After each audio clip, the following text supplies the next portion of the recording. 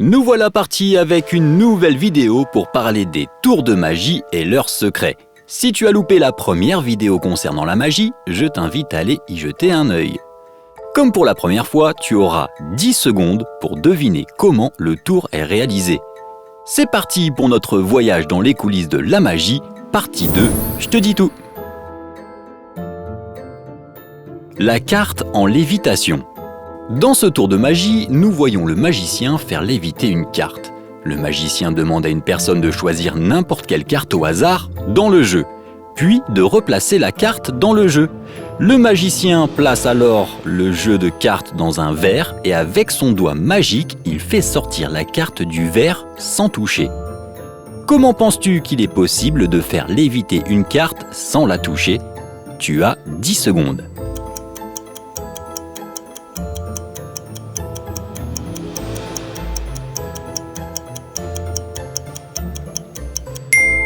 C'est le moment de la réponse. La carte choisie au hasard est en fait remise dans le jeu là où le magicien le voulait.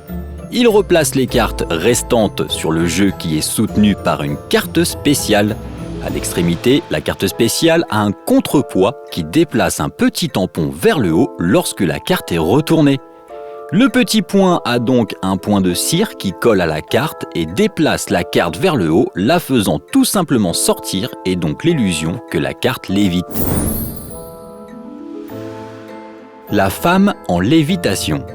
Observe bien ce tour de magie. Nous voyons une femme léviter dans les airs. On aurait tendance à dire qu'un fil tient la femme en lévitation. Mais regarde bien comme le magicien passe autour de la femme un anneau afin de montrer au public qu'il n'y a pas de fil. Comment le magicien s'y prend selon toi pour faire léviter la femme? Tu as 10 secondes, c'est parti.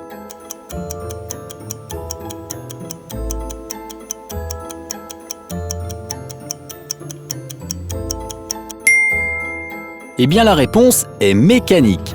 La planche de bois où la femme est allongée est soutenue par un puissant mécanisme hydraulique qui maintient la planche en l'air.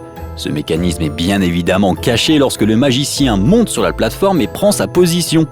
Sous le pied du magicien, il y a un bouton pour contrôler le mouvement de la planche.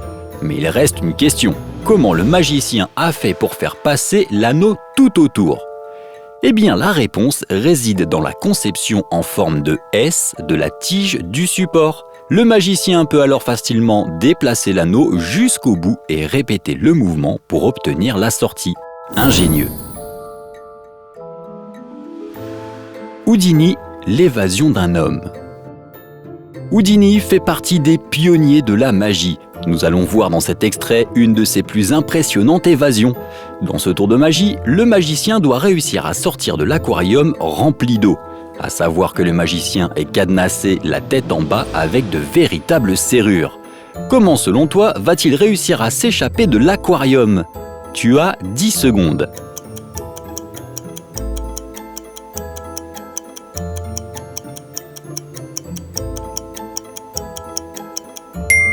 La réponse est simple mais bien pensée. Si tu regardes de plus près, les assistants du magicien ont fait glisser les broches des charnières qui maintiennent les serrures.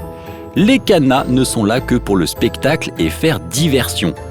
Concernant les menottes, eh bien ce sont des menottes conçues spécialement pour s'ouvrir avec juste un peu de force. Le magicien force donc sur les menottes et finit par sortir de l'aquarium. Tordre un iPhone. As-tu déjà essayé de tordre un iPhone? Impossible selon toi? Alors regarde ce magicien tordre l'iPhone et se retrouver avec à gauche le devant de l'iPhone et à droite l'arrière. Comment a-t-il fait? Tu as 10 secondes pour trouver.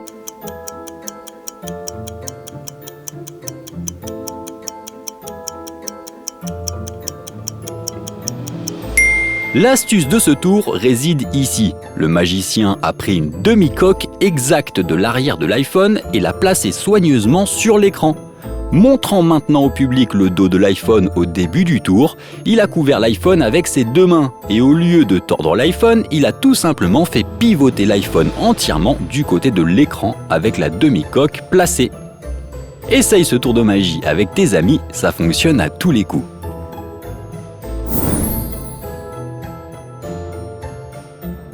Avaler un ballon. Dans ce tour de magie, à ne pas reproduire chez toi car plutôt dangereux si mal exécuté, nous voyons le magicien avaler un ballon comme si de rien n'était. Comment penses-tu qu'il réalise ce tour de magie? Je te laisse 10 secondes.